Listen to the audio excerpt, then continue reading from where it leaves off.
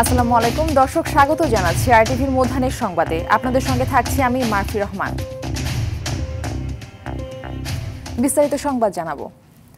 নির্বাচন কমিশন শেখ হাসিনার পদলেহী প্রতিষ্ঠানে পরিণত হয়েছিল বলে মন্তব্য করেছেন বিএনপির সিনিয়র যুগ্ম মহাসচিব রুহুল কবির রিজভী। সকালে নির্বাচন ভবনে নির্বাচন কমিশনের সিনিয়র সচিব আখতার আহমেদের কাছে 2024 পঞ্জিকা বছরের আয় ব্যয়ের হিসাব জমা দেওয়ার পর তিনি এই কথা বলেন। রিজভী বলেন, বর্তমান নির্বাচন কমিশনের প্রতি প্রত্যাশা তারা দায়িত্বশীল ভূমিকা রাখবে, অবাধ, সুষ্ঠু ও অন্তর্ভুক্তিমূলক নির্বাচনের পরিবেশ তৈরি করবে। নির্বাচন নিয়ে যে কোনো ষড়যন্ত্র প্রতিহত করবে ইসি। এছাড়া 2024 সালে দলটির আয় হয়েছে 15,65,94,842 টাকা আর ব্যয় হয়েছে 4,80,04,823 টাকা। বর্তমানে 10,85,90,019 টাকা উদ্ধৃত আছে বলে জানান রিজভী। অনুগত একটি প্রতিষ্ঠান হিসাবে তাদের অর্পিত দায়িত্ব, তারা তাদের স্বাধীনতাকে ভুলে গিয়ে শেখ হাসিনার পদলেহী একটি প্রতিষ্ঠানে তারা পরিণত করে আমাদের দেশের গণতন্ত্রের শক্তিশালী করার জন্য যে প্রতিষ্ঠানগুলি গড়ে ওঠে, যেমন একটি স্বাধীন বিচার বিভাগ, যেমন স্বাধীন নির্বাচন কমিশন, স্বাধীন গণমাধ্যম, সবগুলোকেই তারা ধ্বংস করে দিয়েছিল। দ্বিতীয় ধাপের রাজনৈতিক দলগুলোর সঙ্গে জাতীয় ঐক্যমত্য কমিশনের 19তম দিনের বৈঠক চলছে। বেলা 11:15টায় রাজধানীর ফরেন সার্ভিস একাডেমির দোয়েল হলে আলোচনা শুরু হয়। বৈঠকে বিএনপি, জামায়াত ও এনসিপি সহ বিভিন্ন রাজনৈতিক দলের নেতারা অংশগ্রহণ করেছেন। আলোচনার বিষয়বস্তু রাষ্ট্র পরিচালনার মূলনীতি, নাগরিকের মৌলিক অধিকার সম্প্রসারণ সম্পর্কিত প্রস্তাব ও পুলিশ কমিশন গঠন সংক্রান্ত প্রস্তাব। বৈঠকের শুরুতে সূচনা বক্তব্য দেন জাতীয় ঐক্যমত্য কমিশনের সহসভাপতি অধ্যাপক ডক্টর আলী রিয়াজ। এ সময় তিনি জানান, গত 18টি বৈঠকে 10টি বিষয়ে ঐক্যমত্য পৌঁছানো গেছে। আলোচনা শেষে আবারও আলী রিয়াজ প্রথমে সাংবাদিকদের আনুষ্ঠানিক ব্রিফ করবেন, পরে রাজনৈতিক দলগুলোর প্রতিনিধিদের ব্রিফ করার কথা রয়েছে। গত 15 ফেব্রুয়ারি থেকে কমিশনের কার্যক্রম শুরু হয়। যদিও আমরা আজকে 3টি বিষয় শনাক্ত করেছি, কিন্তু এই 3টি বিষয়ে আলোচনা সীমিত থাকবে না, কারণ আমরা আশা করছি যে আজকে দীর্ঘ সময় ধরে আমরা আলোচনা করব, কারণ আমাদের সময় সীমিত হয়ে এসছে। যদি আমি একটু গুরুত্ব আরো অর্থে বলি, আসলে দিন নয়, ঘন্টার হিসাবের মধ্যে আমাদের চলে যেতে হবে এখন, কারণ আমরা যে কোনো ভাবেই হোক এই প্রক্রিয়াটা 31শে জুলাইয়ের মধ্যে আমাদের সমাপ্ত করতে হবে। দর্শক, এই মুহূর্তে ফরেন সার্ভিস একাডেমিতে রয়েছেন সহকর্মী জাহিদুর রহমান। তিনি সরাসরি আমাদের সঙ্গে যুক্ত হচ্ছেন। জাহিদ, জুলাই মাস শেষ হবার আর কয়েকদিন বাকি, এর মধ্যে জুলাই সনদ ঘোষণা সম্ভব কিনা, কি বলছে ঐক্যমত্য কমিশন, জানাবেন। মারফি, আপনি জানেন যে আর মাত্র 3 দিন রয়েছে এই জুলাই মাসের শেষ হওয়ার কথা, এবং আমরা যদি 36 জুলাইও ধরে থাকি তাহলে হয়তো আর কিছুদিন সময় পাওয়া যাবে। তবে এখানে ঐক্যমত্য কমিশনের সহসভাপতি আলী রিয়াজ যেটি আজকে শুরুতেই জানিয়েছেন যে রাজনৈতিক দলগুলোর সহযোগিতা তিনি চেয়েছেন, যেন দ্রুত সময়ের মধ্যেই নির্ধারিত যেটুকু সময় রয়েছে সেই সময়ের মধ্যে জুলাই সনদ ঘোষণার বিষয়।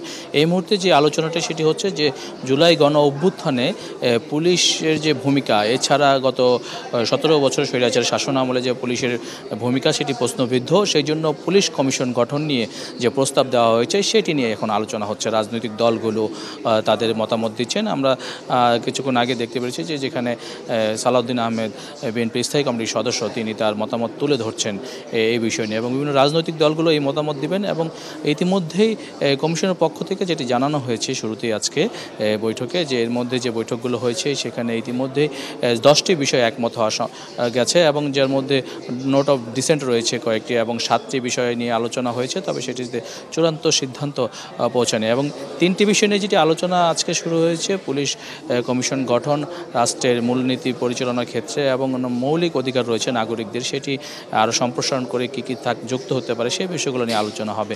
এবং সেই প্রেক্ষিতে উনি আহ্বান জানিয়েছেন রাজনৈতিক দলগুলোকে যেন এইটুকু সময়, যেটুকু সময় রয়েছে নির্ধারিত সময়ের মধ্যেই যেন সবাই সহযোগিতা করে একমতে পৌঁছতে পারলে ঐক্যমত্য কমিশনের যে সিদ্ধান্ত পৌঁছানো যাবে সেটি সফল হবে। মারফি। জাহিদ, আপনাকে অসংখ্য ধন্যবাদ আমাদের সঙ্গে যুক্ত হবার জন্য।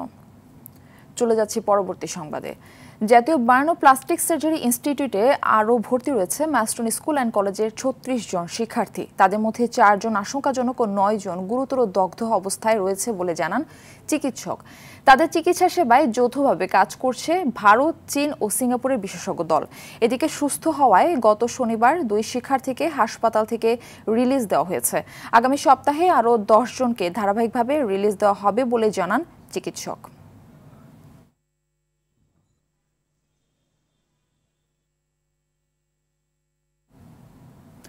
রাজধানী জাতীয় বার্ন ইনস্টিটিউট থেকে আমাদের সঙ্গে সরাসরি যুক্ত হচ্ছেন সহকর্মী আলওয়ান খান। আলওয়ান জানাবেন যে 4 জন শিক্ষার্থীর অবস্থা আশঙ্কাজনক, তাদের সর্বশেষ অবস্থা কি? মারফি, আইসিইউতে বর্তমানে যে 4 জন আছে সে 4 জনের বিষয়ে হাসপাতালের যে পরিচালক নাসির উদ্দিন উনি বিকেলে একটা সংবাদ সম্মেলনের মাধ্যমে তাদের সম্পর্কে কি করা হবে, তাদের সম্পর্কে কি সিদ্ধান্ত নেওয়া হবে সে বিষয়ে তারা জানাবে এই সংবাদ সম্মেলনের মাধ্যমে। আপনি যেমনটি বলছিলেন যে প্রায় 36 জন বর্তমানে এই বার্ন ইনস্টিটিউটে চিকিৎসাধীন অবস্থায় রয়েছে। মূলত এই 4 জনের জন্যই 4 জনের যে আইসিইউতে অবস্থান করছে আছে সেই 4 জনকে নিয়েই বর্তমানে চিকিৎসা টিম কাজ করছে এবং তারা মূলত তারা কি করা যেতে পারে অথবা তাদের ভবিষ্যতে তাদেরকে নিয়ে কি সিদ্ধান্ত আসতে পারে সে বিষয় নিয়ে তারা ইতিমধ্যে বৈঠক করেছে। সে বৈঠকের সিদ্ধান্তটা তারা জানাবে। যে 36 জন বর্তমানে আছে চিকিৎসাধীন তাদের মধ্যে 10 জন কিন্তু এর মধ্যে পরিপূর্ণ সুস্থ না হলেও কিন্তু সুস্থ একদম 90% সুস্থ এরকমটা বলা যায় এবং তাদেরকে এই সপ্তাহের মধ্যে তাদেরকে রিলিজ দেওয়া হবে বলেও জানিয়েছে হাসপাতাল কর্তৃপক্ষ। আর বাকি যারা চিকিৎসাধীন আছে তাদেরকে বাংলাদেশ, সিঙ্গাপুর এবং ভারতের যে মেডিকেল টিম আছে তারা সম্মিলিতভাবে তাদের জন্য কাজ করে যাচ্ছে। মারফি, এই ছিল আপনি আমাদের সঙ্গেই থাকুন, পরবর্তী সংবাদে আপনার সাথে আমরা আবার যোগাযোগ করব।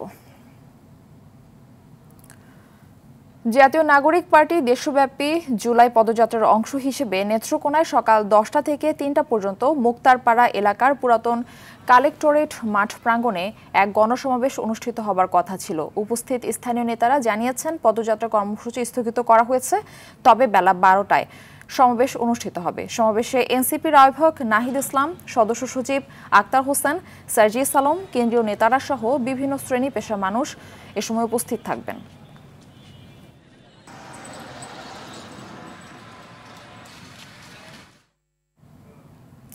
এনসিপির সর্বশেষ তথ্য জানাতে নেত্রকোনা থেকে আমাদের সঙ্গে সরাসরি যুক্ত হচ্ছেন সহকর্মী মুখলেসুর রহমান খান। মুখলেস, এনসিপি তো তাদের পদযাত্রা স্থগিত করেছে, তো কেন হঠাৎ এই সিদ্ধান্ত বদল করা হলো, কি বলছেন তারা, জানাবেন বিস্তারিত। আমি এখন দাঁড়িয়ে আছি জাতীয় নাগরিক পার্টি এনসিপির সমাবেশস্থল নেত্রকোনা শহরের পুরাতন কালেক্টরেট মাঠে। একটু আগে আমাকে এনসিপির কেন্দ্রীয় সংগঠক নেত্রকোনার কৃতি সন্তান প্রীতম সোহাগ জানিয়েছেন তারা পদযাত্রা স্থগিত করেছেন, শুধু সমাবেশ অনুষ্ঠিত হবে। এখন উনি আমাকে আরও জানিয়েছেন যে নেত্রকোনা জেলার 10 উপজেলার বিভিন্ন উপজেলা থেকে তাদের নেতাকর্মীরা সমাবেশস্থলে আসতেছেন। বিভিন্ন রাস্তায় যানজটের কারণে তারা আসতে দেরি হচ্ছে। পাশাপাশি আইনশৃঙ্খলা বাহিনীর সদস্যরা শহরের বিভিন্ন পয়েন্টে তাদের নিরাপত্তার কাজ করছেন। আমরা এখন সমাবেশস্থলে আছি। সমাবেশস্থলে গণমাধ্যম কর্মীবৃন্দ আছেন, নিরাপত্তা বাহিনীর কর্মীবৃন্দ আছেন এবং স্থানীয় কিছু নেতৃবৃন্দ রয়েছেন এবং নেতাকর্মীরা এখানে নেত্রকোনা জেলার আটপাড়া উপজেলার এনসিপির নেতাকর্মীরা সমাবেশস্থলে এসেছেন। স্থানীয় নেতৃবৃন্দ আমাকে আরও জানিয়েছেন নেত্রকোনা জেলার 10 উপজেলা মদন, মোহনগঞ্জ, খালিয়াজুড়ি, দুর্গাপুর, আটপাড়া, কেন্দুয়া সহ বিভিন্ন উপজেলার নেতৃবৃন্দ রাস্তায় আছেন, ওনারা আসতেছেন এবং স্থানীয় কেন্দ্রীয় নেতৃবৃন্দের মধ্যে কেন্দ্রীয় নেতৃবৃন্দের মধ্যে নাহিদ ইসলাম, নাসিরউদ্দিন পাটোয়ারি, সার্জিস আলিম সহ অন্য নেতৃবৃন্দ ইতিমধ্যে সার্কিট হাউসে অবস্থান করতেছেন। তারা কিছু ধন্যবাদ আপনাকে। রাজধানীর গুলশানে সমন্বয়ক পরিচয়ে চাঁদাবাজি করার 5 জনকে গ্রেফতার করেছে পুলিশ। তাদের আজ কোর্টে তোলা হবে। শনিবার রাতে সাবেক সংসদ সদস্য শাম্মী আহমেদের বাসায় চাঁদাবাজি করার অভিযোগে তাদের আটক করে গুলশান থানা পুলিশ। পুলিশ জানায় 1 সপ্তাহ আগে ওই বাসা থেকে 10 লাখ টাকা চাঁদা নেয় গ্রুপটি। শনিবার সেখানে গিয়ে ফের 1 কোটি টাকা চাঁদা দাবিসহ স্বর্ণালংকার লুট করার চেষ্টা করে।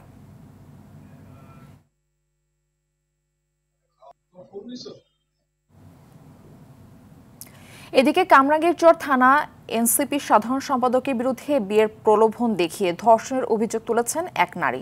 শনিবার রাতে কামরাঙ্গীরচর থানায় অভিযোগ করেন ভুক্তভোগী নারী। বলেন 8 বছরের প্রেমের সম্পর্ক তাদের। বিয়ের প্রলোভন দেখিয়ে অভিযুক্ত যুবক ধর্ষণ করেছে বলে অভিযোগ তার। কামরাঙ্গীরচর থানা পুলিশ বলছে প্রাথমিক অভিযোগের তদন্ত শেষে সত্যতা পেলে মামলা নেওয়া হবে।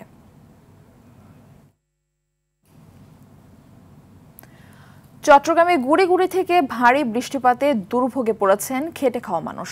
পাহাড় ধসের পূর্বাভাস থাকায় চট্টগ্রামের ঝুঁকিপূর্ণ 26টি পাহাড়ের বসতি থেকে নিরাপদে সরে যাওয়ার জন্য বলা হয়েছে।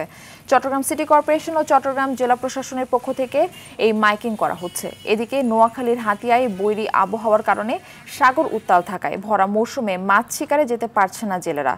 অলস সময় পার করছে প্রায় 10,000 জেলে নৌকা ও ট্রলার। উপার্জন না থাকায় মানবেতর জীবনযাপন করছে অনেকে।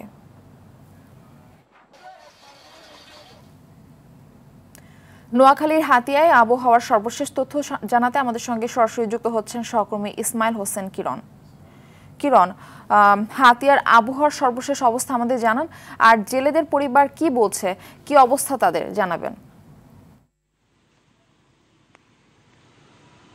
জি ধন্যবাদ মারফি আপনাকে। আপনি যেমনটি বলেছিলেন দুর্যোগপূর্ণ হওয়ার কারণে হাতিয়াতে মুষলধারে বৃষ্টি হচ্ছে, মাঝে মাঝে দমকা হওয়া বয়ে যাচ্ছে। অতি বৃষ্টির কারণে গতকালকে থেকে আজ পর্যন্ত অতি বৃষ্টির কারণে হাতিয়া পৌরসভার বিভিন্ন ওয়ার্ডে জলবদ্ধতা সৃষ্টি হয়েছে। বিভিন্ন এলাকায় নিচু এলাকার রাস্তাঘাট পানি নিচে তলিয়ে যেতে দেখা গেছে। এছাড়া নিম্নচাপের কারণে সাগর খুবই উত্তাল রয়েছে। গত 3 দিন ধরে হাতিয়ার সাথে মূল ভূখণ্ডের সকল ধরনের নৌ যোগাযোগ বন্ধ করে দিয়েছে উপজেলা প্রশাসন। আমি কথা বলেছি হাতিয়া উপজেলা নির্বাহী কর্মকর্তা মোহাম্মদ আলাউদ্দিনের সাথে। তিনি আমাকে বলেছেন যে এখনও দুর্যোগপূর্ণ আবহাওয়া বিরাজ করায় এখনও নৌ চলাচল চলাচলের অনুমতি দেওয়া হয়নি। এছাড়া আপনারা জানেন যে গত 3 দিনে অস্বাভাবিক জোয়ারে হাতিয়ার নিজুমদ্বীপ, সরগাছিয়ার ডালচর সহ বিস্তীর্ণ এলাকা অস্বাভাবিক জোয়ারে প্লাবিত হয়েছে। আমি কথা বলছি সরগাছিয়ার বাসিন্দাদের সাথে এবং নিজুমদ্বীপের বাসিন্দাদের সাথে। তারা আমাকে বলছেন অতি বৃষ্টির কারণে নিজুমদ্বীপের প্রধান সড়কটি 2 থেকে 3 ফুট পানির নিচে তলিয়ে গেছে। ভেসে গেছে মানুষের পুকুরের মাছ এবং গবাদি পশু সহ নিত্য প্রয়োজনীয় জিনিসপত্র। এছাড়া হাতিয়ার দুর্যোগপূর্ণ হওয়ার কারণে হাতিয়ার বিভিন্ন ঘাটের প্রায় লক্ষাধিক জেলে মাছ ধরা বন্ধ রেখে তারা তীরে অবস্থান করছে। আমি কথা বলছি জেলেদের সাথে। তারা বলছেন যে বেশ কিছুদিন গত 3 দিন ধরে তারা ঘাটে অলস সময় পার করছেন। মাছ ধরা একেবারে বন্ধ, নদীতে যাওয়ার মতো পরিবেশ বিধে না থাকায় তারা ঘাটে অবস্থান করছেন। আবহাওয়া স্বাভাবিক হলে নদীতে যাওয়ার মতো পরিবেশ সৃষ্টি হলে তারা মাছ ধরায় আবার ব্যস্ত সময় পার করবেন। এ ছিল হাতিয়া থেকে আমার কাছে বৈরী আবহাওয়ার সর্বশেষ। ধন্যবাদ আপনাকে। মাগুরায় এক ব্যবসায়ীকে গলা কেটে হত্যা করা হয়েছে। গেল রাতে শহরের পশু হাসপাতাল পাড়ার ছায়াবিথি সড়কে এই ঘটনা ঘটে। নিহত ভোজন গুহ স্থানীয় সন্তোষ কুমার গুহর ছেলে। এদিকে হত্যায় জড়িত সন্দেহে আবির হোসেন নামে একজনকে আটক করা হয়েছে। এদিকে পারিবারিক কলহে নারায়ণগঞ্জের সিদ্ধিরগঞ্জে ইতি আক্তার নামে এক গৃহবধূকে পিটিয়ে হত্যা করা হয়েছে। এই ঘটনায় অভিযুক্ত স্বামী বিল্লাল হোসেনকে আটক করা হয়। গেল রাতে মিঝমিঝি বাতেনপাড়া এলাকায় 4তলা ভবনের একটি ফ্ল্যাটে এই হত্যা হয়।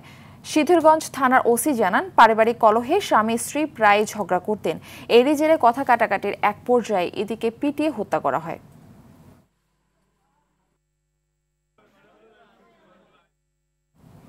খেলার খবর। সব জল্পনা কল্পনার অবসান ঘটিয়ে অবশেষে সংযুক্ত আরব আমিরাতে এশিয়া কাপ টি-20 ভেন্যু নির্ধারণ করেছে এশিয়ান ক্রিকেট কাউন্সিল।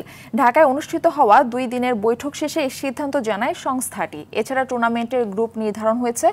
8 দলের এই টুর্নামেন্টের বি গ্রুপে পড়েছে বাংলাদেশ। এই গ্রুপে বাংলাদেশের প্রতিপক্ষ আফগানিস্তান, হংকং ও শ্রীলঙ্কা। এছাড়া এই গ্রুপে আছে ভারত, পাকিস্তান, ওমান ও সংযুক্ত আরব আমিরাত। এর আগে ভারত ও পাকিস্তানের রাজনৈতিক টানাপোড়েনের প্রভাব পড়ে ক্রিকেট মাঠে। টুর্নামেন্টটি ভারতে অনুষ্ঠিত হওয়ার কথা থাকলেও পাকিস্তানের আপত্তিতে আসরের ভবিষ্যৎ নিয়ে দেখা দেয় শঙ্কা। তবে এসিসির বৈঠকের পর সে শঙ্কা কেটে যায়। 9 থেকে 28 সেপ্টেম্বর পর্যন্ত সংযুক্ত আরব আমিরাতে চলবে টুর্নামেন্ট।